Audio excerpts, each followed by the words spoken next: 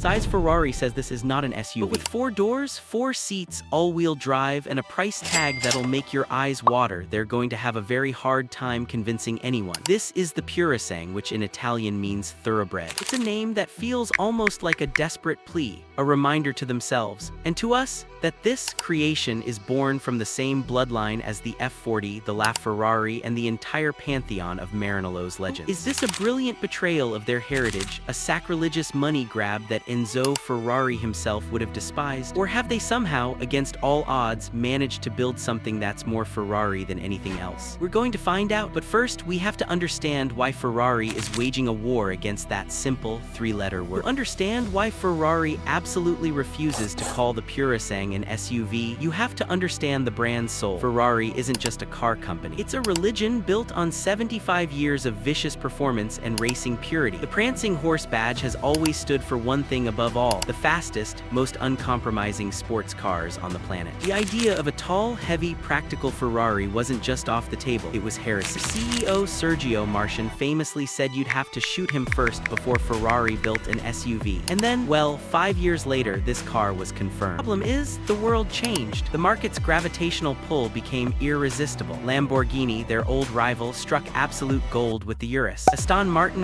Bentley, and even Rolls-Royce created super SUVs, and they sold like crazy. These vehicles became cash cows, funding the development of the very supercars that defined their brands. For Ferrari, the pressure was immense. Their own customers, loyal owners with garages full of Ferraris, wanted a practical, daily drivable car for family trips and ski runs. And they were buying Lamborghinis and Bentleys together. Ferrari was stuck. Build an SUV and risk diluting the brand's hardcore image forever, or ignore a massive market and risk becoming a relic. They chose a third option: build the car, but do it entirely on their own terms. No compromises. Performance, not utility, would define it. So they drew a line in the sand and coined a new term: FUV, Ferrari Utility Vehicle. The heart of the thoroughbred. Long hood is the single biggest argument for why this car gets to call itself a thoroughbred. It's not a turbocharged V8 like in its rivals. It's not some mild hybrid system. It is a 6.5-liter naturally aspirated V12, a dying breed, an ode to a bygone era of engine building. A direct descendant of the V12 and the 812 Superfast, makes 715 horsepower and revs to a soul-stirring 8250 RPM. In a world of muffled, synthesized exhaust notes, this V12 is an untamed orchestral masterpiece. A turbocharged engine is like listening to a great song on a good speaker. This V12 is like having the entire Philharmonic Orchestra playing it live in front of you. It's a high-pitched, savage scream that no rival could ever hope to replicate. Ferrari chose this engine because it is their brand. No turbos, no hybrid assist, just pure, unadulterated internal combustion. It's a defiant middle finger to the direction of the entire industry. To an 8-speed dual-clutch transmission at the rear for perfect weight distribution, this powertrain rockets the Purosangue from 0 to 60 in an official 3.3 seconds, and on to a top speed of over 190 miles per hour. Those are supercar numbers, not SUV numbers. But power is one thing. The real magic, the reason Ferrari thinks this isn't an SUV, is how it defies physics.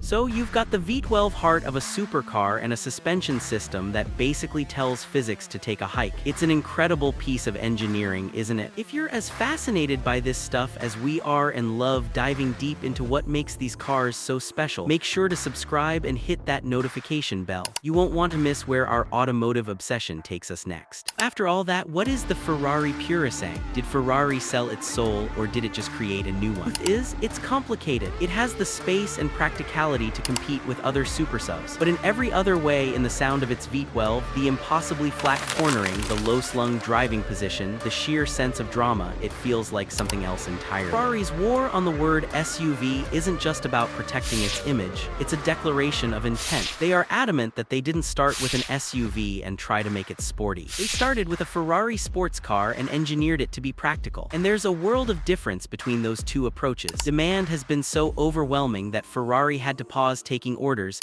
and they've intentionally capped production at just 20% of their total output to ensure it remains exclusive. Purosangue is not a perfect car. It's astronomically expensive, starting around $400,000 and climbing fast with options. Its fuel economy is predictably atrocious. And for all its engineering genius, it's less practical than a Lamborghini Urus. Never meant to be the most practical. It was meant to be the most Ferrari. It's for the Ferrari owner who has everything but needs to carry more than one person in comfort without sacrificing the sound, the soul, and the sheer thrill that only a prancing horse can deliver.